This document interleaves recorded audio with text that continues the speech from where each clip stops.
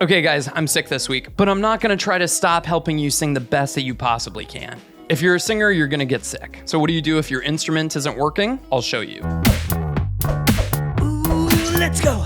Okay, I'm gonna do and say as much as I can, and then I'm gonna go back to bed. Number 1, hydrate. Drinking water and hydrating is just such a simple, overlooked, ridiculously easy thing that you can do to get your voice to start working better. Hot water, cold water, whatever it takes, whatever you want, whatever is gonna get you to drink more water, do it. They say that men should typically drink about 3.7 liters of water per day. Women should be drinking about 2.7.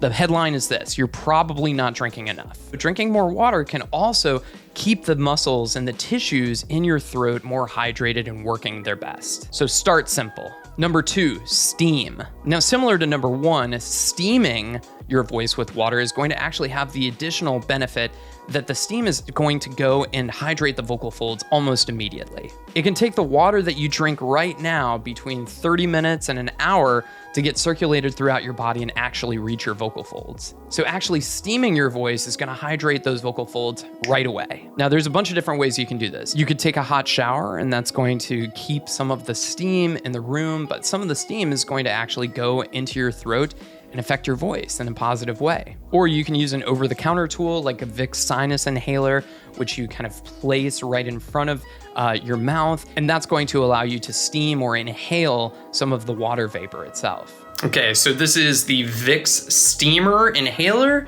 and so you just rest your face right over it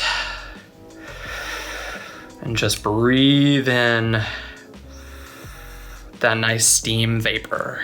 Number 3, Neti Pot. If you've been watching my channel, you probably already know how important I think the Neti Pot is. And most people will probably not do this, but I promise for the few of you that actually will use a Neti Pot when you're sick, you will be amazed at the results that you get. Now, me personally, I always recommend the one that are shaped like an actual pot that have this spout that actually seals on the outer ring of your nose rather than the ones that just squirt up. What's nice about these is that when you run the water through your nose, it's automatically coming out the other side. Whereas with the squeezer ones, some of the water is going up into your sinus and some of it's staying there. It's also important that you get the right salt mixture when you're using your Neti Pot so that you don't dry your sinuses out completely, which is why I use their pre-mixed packs. And remember, always use distilled water with your Neti Pot. Number 4, Saltwater Gargle. Have you noticed that the first 4 are all about water? So for a saltwater gargle, I definitely recommend those if you're experiencing some sore throat, any swelling or anything like that in the tissues of your throat.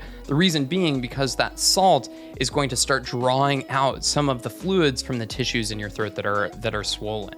Now again, it's really important that you get the right ratio of salt to water here. So the Mayo Clinic recommends between 1/4 teaspoon and 1/2 teaspoon in 8 ounces of water. You do more than that and you're probably gonna dry your throat out even more, which could make you a little bit more susceptible to getting even more sick. Less than that and you're just not gonna see the effects that you need. The saltwater gargle has been a big one for me this week because I had these lymph nodes that got really, really swollen in my throat, and it just was really, really amazing at helping to relieve some of the pain and the pressure of those. Okay, number 5, antihistamines. So antihistamines work by blocking the effects of a substance that your body produces called histamine. Histamine is basically your body's immune response when it detects something kind of harmful in your body. But for people with allergy, histamine gets created by your body because it perceives something like as innocent as tree pollen as a foreign invader or something that your body has to protect against, which is why you get like the itchy, watering eyes, the runny nose, the junky throat, all of that stuff.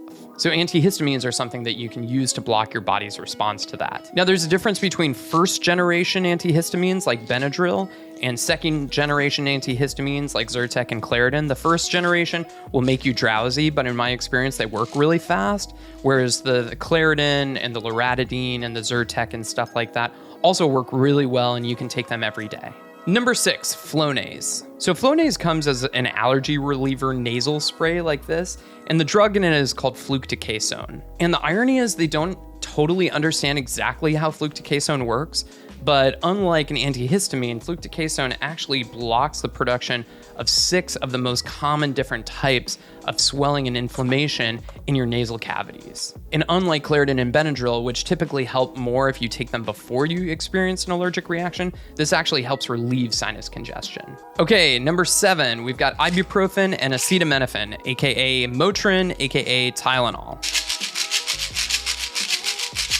So this week I actually had a fever all the way up to 102, which is pretty high for me because typically my resting temperature is usually in the 97 range. So it was pretty wild there for a second. And so I am very, very grateful to the amazing people that discovered acetaminophen and ibuprofen. Now, these 2 drugs are mostly used to treat headaches and fever, but they can also help with pain. And so maybe you have like a really sore throat or something like that, or some other body pain. These are used really, really commonly for those. Just want to be careful about how much you take of each of these because they can lead to some adverse side effects. Now, the cool thing to me is that you can actually use both of these drugs together, and they've actually been shown to be more effective if you take them in alternating fashion. And since the dosage is that you can take them every 6 hours, that means that you can actually take one or the other every 3 hours. Number 8, Guaifenesin or Mucinex. A lot of what's causing the issues with your ability to sing right now is all the mucus that's sitting on your vocal cords. Mucinex can be really, really helpful because it's basically that drug Guaifenesin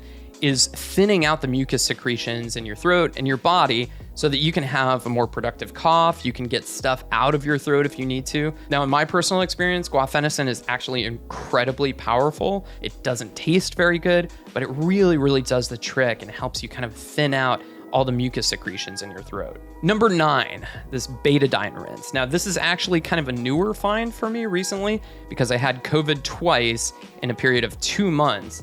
And what is really interesting is this is not approved for the treatment of COVID. However, it's been kind of going around in circles of people talking about, hey, have you tried this? Oh, it really, really seems to work for me. So even though it hasn't been approved for the treatment of COVID, I certainly found that as soon as I started gargling with this Betadine antiseptic rinse, I mean, my throat pain went away almost immediately. Generally speaking, viruses and germs just hate iodine. It's one of the most powerful substances that we can tolerate as humans to get rid of those things as far as antiseptics. So it kind of makes sense to me. Number 10, warm up your voice. Now, I like to say that if you're sick and if you still absolutely have to sing, warm up early and warm up often. Warming up allows a lot more of the blood flow to go to the vocal folds, allowing the tissues in there to start thinning out some of the mucus secretions, but also just vibrating better, just remembering how to work together. Now, this may be the very last thing that you want to do. Obviously, it doesn't feel very good to sing when you're sick, but if you absolutely have to, what you don't want to do is you don't want to walk on stage having not warmed up at all and let that be the first experience of singing that you have for that day when you're sick. Instead, you can work with some really, really gentle vocal exercises to warm up your voice, get those muscles moving, even if your body doesn't really want to do the singing. Exercises such as the lip trill, the as in rung, the foo foo foo, the gee gee gee. All these kind of relaxed, sort of closed down exercises can really, really help kind of really waken up your voice again. Number 11, rest. Now, this is going to be the last thing that a lot of you guys want to hear, because if you absolutely feel like you have to sing, then you're not going to want to rest. You're going to want to get out there. You're going to want to perform. You're going to want to make sure that you follow through on your word. And I completely understand that. But also understand that sometimes resting your voice can be just the most powerful and potent medicine that you absolutely need. I'm not just talking about good sleep here. I'm also talking about resting your voice in the times when you can, so that if you do absolutely have to use it, it's kind of like a fuel tank, you know? You don't want to use all of your fuel throughout the entire day and then go on stage when you're out of gas. Be careful not to do too many of these different medical interventions simultaneously. The third day into being sick this week, I used my Neti Pot, I used Flonase, and I used Guaifenesin, all 3 of them. And all I got was a bloody nose that lasted for 3 days because everything in my nose and throat got so dried out. The best thing that you can do is know what works for your body and when. Now, before I go back to bed, here are the 10 rules you can use to sing better every day.